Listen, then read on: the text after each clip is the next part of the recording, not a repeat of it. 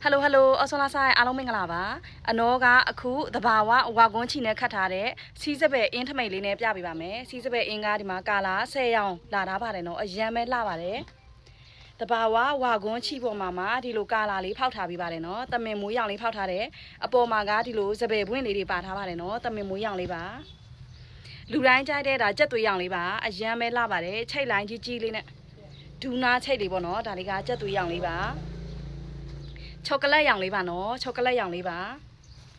မြင်းချီရောင်လေးပါနော်အရန်လှပါတယ်မြင်းချီရောင်လေးပါ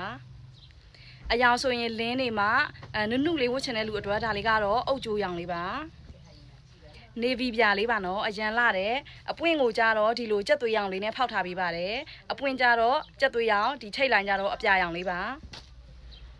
ဘဲစိမ်းရောင်လေးပါ